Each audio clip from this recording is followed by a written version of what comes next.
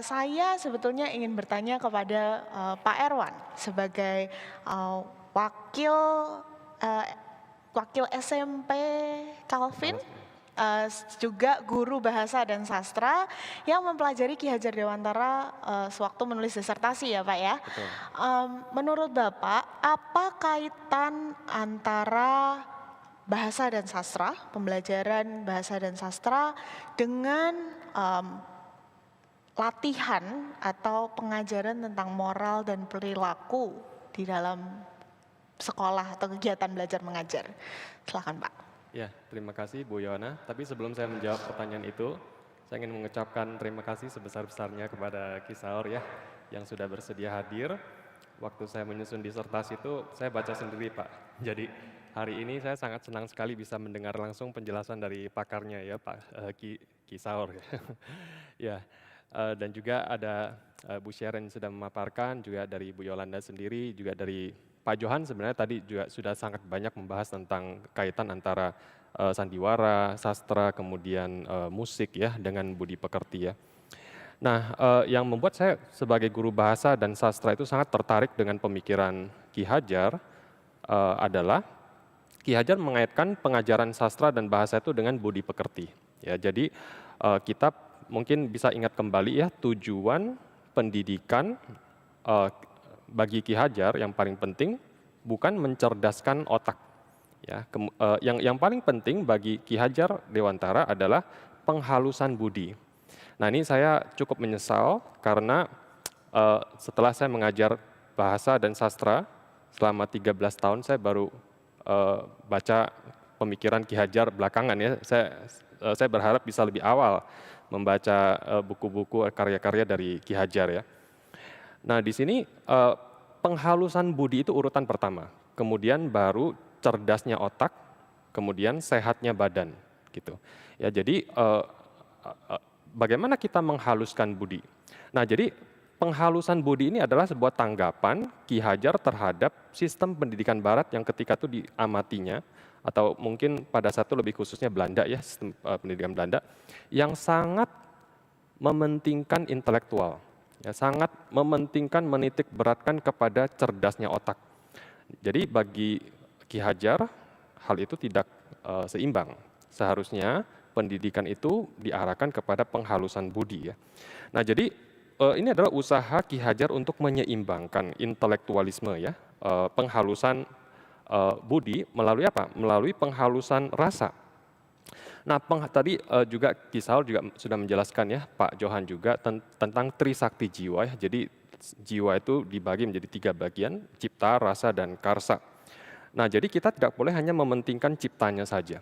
Ya, pendidikan yang hanya mementingkan intelektual, tidak peduli kepada rasa atau tidak peduli kepada budi pekerti, itu akan menjadi sistem pendidikan yang sangat berisiko atau bahkan berbahaya.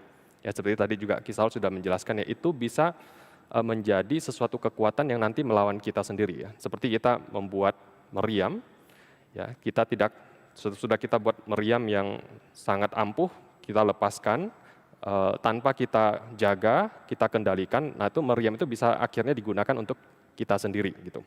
Nah bagaimana supaya itu terhindar? Kita harus mengarahkan pendidikan kita terutama paling penting adalah untuk penghalusan budi. Nah, penghalusan budi ini melalui penghalusan rasa.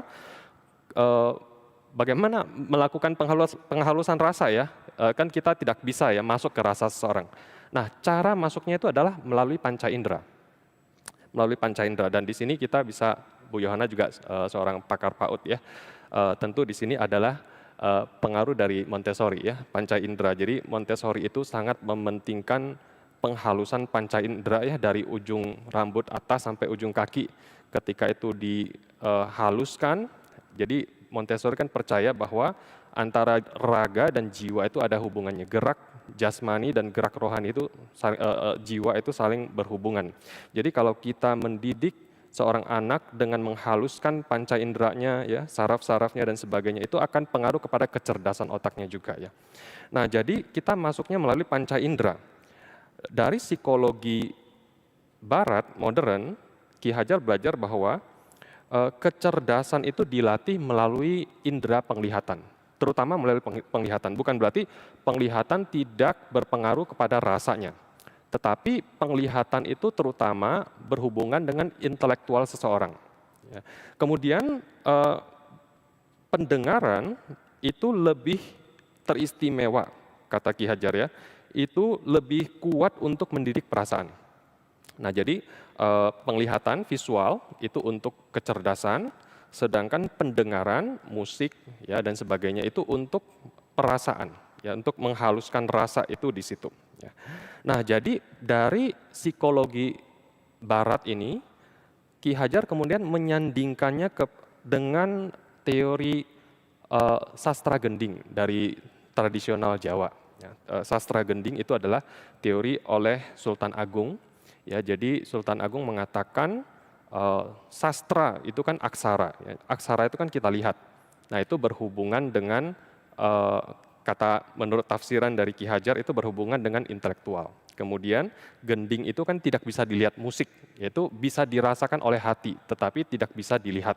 Nah, itu berhubungan dengan rasa. Ya. Nah, ini nanti ada hubungan dengan spiritualitas dan mungkin topik lain lagi tidak akan dibahas ya. Nah, jadi sebagai guru bahasa saya mungkin bisa menambahkan bahwa bahasa itu tidak hanya berhubungan dengan penglihatan, tetapi juga pendengaran ya. Karena memang aksara itu kita lihat, tetapi aksara untuk menjadi kata-kata juga kita dengarkan di dalam hati. Ya. Nah, jadi tapi ini ya kombinasi antara sastra dan gending ya, sastra dan musik ini adalah kombinasi yang luar biasa untuk menghaluskan rasa. Ya. Nah, latihan gending adalah imbangan latihan bahasa ya. Jadi antara musik dan bahasa, ya, nalar dan budi, ya, sastra gending itu ya. Jadi ini satu rangkai yang sangat kuat sekali untuk menghaluskan budi. Ya, jadi antara kesarjanaan intelektualisme dan kesujanaan budi, ya budi pekerti. Nah, Pak Ivan di sini mengajar Plato sudah 13 tahun, sudah mungkin lebih ya belasan tahun, pasti langsung bisa mengaitkan dengan pendidikan musik oleh Plato ya, musik ya. Jadi Plato kan mengatakan rakyat yang tidak terdidik itu mereka terbelenggu oleh selera yang rendah ya. Selera misalnya hidup mereka tuh dipenuhi oleh keinginan untuk mengejar uang, kenikmatan yang sangat dangkal ya. Itu seperti orang yang terikat di gua dan yang mereka lihat itu hanyalah bayangan-bayangan orang yang lewat dan bagi mereka itu itulah realitas. Ya, tetapi mereka belum melihat realitas yang sebenarnya, yang dalam itu yang seperti apa. Yang mereka lihat itu realitas bayang-bayangan yang dangkal. Nah, untuk membebaskan itu, orang-orang dari gua itu, caranya bagaimana? Menurut Plato, pendidikan musik dengan membaca puisi, kemudian mendengarkan musik, baca cerita atau mendengarkan cerita, ya, maka itu sangat penting kita bercerita kepada anak-anak kita ya. Itu bagian dari pendidikan musik menurut Plato. Ya, jadi ini ada hubungan antara sastra dan musik ya, sastra gending. Ini kembali lagi tema itu gitu. Nah, jadi mengapa musik itu sangat berkekuatan menghaluskan rasa? Nah, kekuatannya adalah di dalam hal gending itu adalah juru pengatur gerak irama. Ya, jadi kita merasakan ya betapa pentingnya irama bagi kehidupan manusia ya. Pertama-tama kita bisa melihat ya jantung kita juga irama ya, kita ditopang, kehidupan kita itu ditopang oleh irama jantung kita ya. Tanpa irama jantung kita tidak akan bisa hidup gitu ya. Kemudian ketika kita stres kerja ya, kita bisa mendengarkan musik untuk membuat badan kita menjadi lebih santai. Kemudian irama juga bikin kehidupan kita lebih teratur ya. Kalau kita punya jadwal yang teratur, pola makan yang seimbang, itu kan sebuah irama yang membuat kualitas kehidupan kita menjadi lebih bagus. Kemudian irama itu juga memberikan kekuatan kepada jiwa kita, karsa ya. Jadi kita bisa bayangkan mengapa kalau tentara berbaris itu ada iramanya ya. Brup, brup, brup, brup ya. Nah, ketika kita misalnya mendengarkan derap kaki tentara, wah semangat kita kan bukankah semangat kita tuh bertambah ya, semangat tempur dan sebagainya itu menjadi lebih kuat karena ada irama juga. Nah, jadi Ki Hajar menghubungkan eh, irama dengan musik ya, karena itu musik sangat berkekuatan untuk menghaluskan rasa kita, membuat jiwa kita menjadi lebih kuat. Ya, dan perasaan itu adalah dasar penghargaan kepada kebaikan dan keindahan. Jadi bagaimana kita bisa mendidik anak kita itu untuk menghargai apa yang baik, apa yang indah, ya. Jika kita tidak menyasarkan pendidikan kita kepada rasanya, tidak akan mungkin bisa. Selera itu tidak mungkin serta-merta datang begitu saja. Ya, kita harus menyasarkan pendidikan kita tidak hanya kepada otak dari siswa-siswi kita, tapi juga kepada rasanya, gitu. Ya, nah, kan juga ya seorang filsuf juga kontemporer, Alasdair MacIntyre mengatakan bahwa moralitas seseorang itu sebenarnya hanya penampakan luar dari hasrat-hasrat yang tersembunyi. Jadi kalau kita mau membereskan moralitas seseorang, hasrat-hasratnya itu harus kita arahkan dulu. Apa yang dia kejar, apa yang dia cintai, apa yang dia benci. Jadinya setelah kita menghaluskan rasanya, mengarahkan hasratnya, barulah dia menghargai apa yang baik, baru moralitas dia bisa menjadi lebih baik, gitu.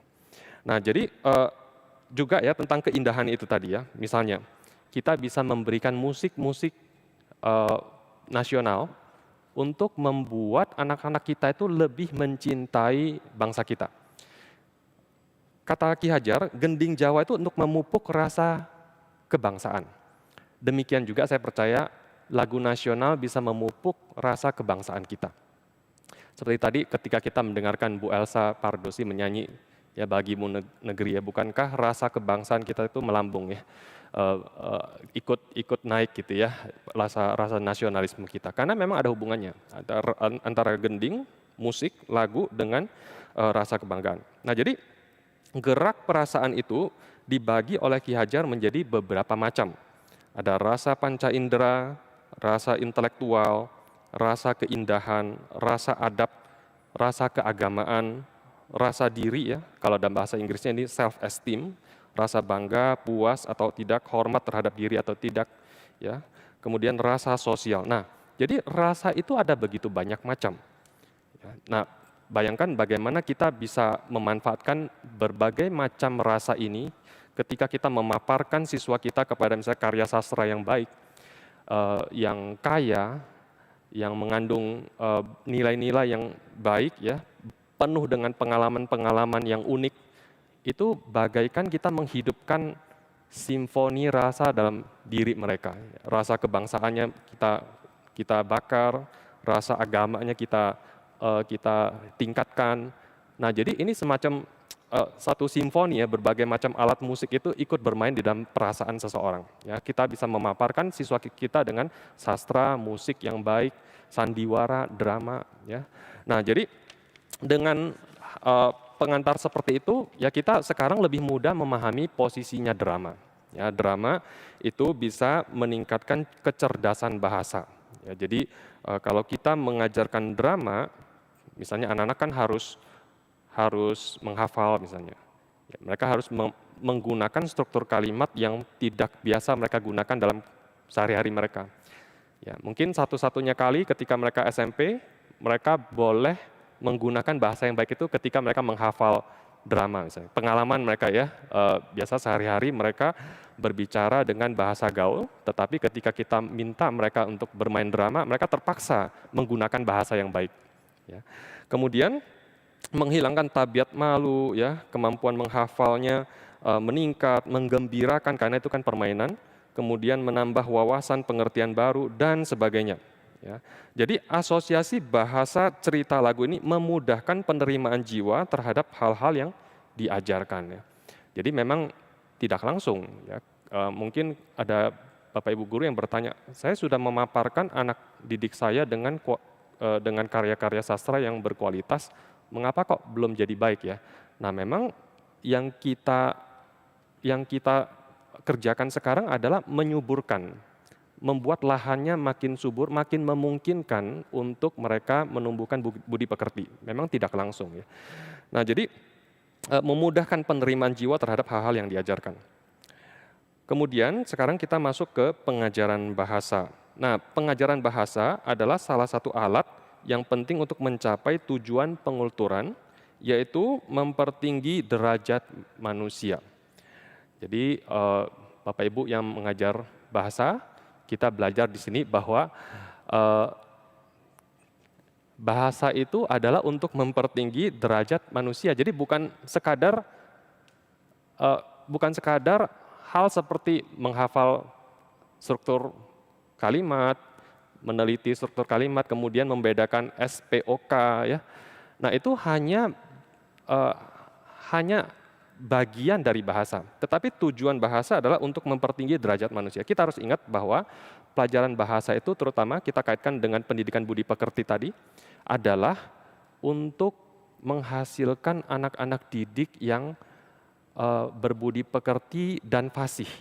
Jadi sebagai seorang yang beradab, bagaimana mereka melakukan pekerjaan mereka? Tentu mereka tidak bisa lepas dari berbahasa. Sebagai seorang yang bersumbangsi kepada masyarakat, kepada peradaban, tentu mereka perlu berwacana. Nah, disitulah pelajaran bahasa diperlukan, ya, di dalam hal memperlengkapi mereka dengan wacana. Kemudian kita harus menurut Ki Hajar, kita harus melakukan sintesis dulu, baru analitis. Ya, jadi maksudnya seperti tadi, kita harus mengaitkan dulu bahasa dengan konteks, baru ke teks. Ya, jadi adalah kesalahan. Sebenarnya saya juga dulu sebelum belajar juga melakukan kesalahan ini ya, tiba-tiba sudah loncat kepada analisis teks tanpa membangun konteks dulu. Jadi Ki Hajar di sini juga belajar dari Rabindranath Tagore. Ya, menurut Tagore, kita jangan sampai mengajarkan, contohnya ya, mengajarkan biologi, tapi ujung-ujungnya membuat anak-anak kita tidak suka makhluk hidup. Ya, kita mengajarkan bahasa, tetapi ujung-ujungnya anak-anak tidak suka bahasa. Mengapa? Karena kita loncat kepada yang analitis. Sintetisnya belum terjadi. Sintetis itu apa? Sintetis itu adalah hubungan antara bahasa dengan konteksnya. Jadi konteks baru teks. Ya, dari konteks kita memperlengkapi anak kita dengan teks, ya, menganalisis teks, mempelajari kosakata, tata bahasa dan sebagainya. Kemudian kembali ke konteks. Pada akhirnya mereka harus bisa menggunakan kemampuan mereka membuat teks itu untuk bersumbangsi di masyarakat, konteks lagi. Ya. Nah, dengan demikian ya, kita melibatkan anak-anak itu dengan bahasa, mereka bisa menyukai bahasa karena mereka memang merasakan manfaat dan maknanya. Ketika mereka bisa menggunakan bahasa itu dalam kehidupan mereka sebagai manusia beradab, kita berharap rasa cinta mereka kepada bahasa itu juga bertumbuh. Waktu saya sudah habis, demikian pemaparan dari saya. Terima kasih, Bu. Pembelajaran bahasa untuk memperhalus budi pekerti itu bukan semata-mata bisa baca buku, oh ini Ibu Budi atau apa itu kan ya biasa ya yang di textbook bahasa orang Indonesia ya. Tapi mengerti konteks, bahkan kalau tadi menurut Pak Erwan ya jadi ada ada kesinambungannya juga dengan ritmus ya kalau lewat lagu atau dengan imitasi dengan role play kalau bahasa PAUD-nya berpura-pura mencoba berempati kepada orang lain, itu kan yang dilakukan di drama ya, mengambil suatu peran tapi terus mencoba memikirkan kalau saya ada di peran itu apa sih yang mungkin akan saya lakukan, itu kan seperti itu ya. Dan itu yang jadi memperhalus dan menyiapkan anak-anak untuk bisa bertumbuh secara moral dan secara jiwa, begitu ya Pak ya? Betul. Misalnya ketika kita mengaitkan pelajaran bahasa itu dengan narasi tertentu, kita terutama kan juga harus membuat mereka paham terhadap kosakata yang ada, memperdalam bahasa mereka, kemudian di dalam narasi kan itu ada moralnya juga. Jadi dengan demikian bahasanya diajarkan, tetapi budi pekertinya meningkat juga ketika mereka mengaitkan bahasa itu dengan konteks tadi. Menjadikan pembelajaran itu ada konteks juga, ada yang tadi ya Pak bilang sintetis ya, jadi sintesis itu konteksnya ya, menghubungkan. Kalau dalam mungkin lingkungan sekolah Kristen Calvin itu integrasinya kita pikirkan dulu, transfernya kita pikirkan dulu, baru kita merancang pembelajaran bahasa itu. Oke, terima kasih Pak Erwan untuk pemaparannya.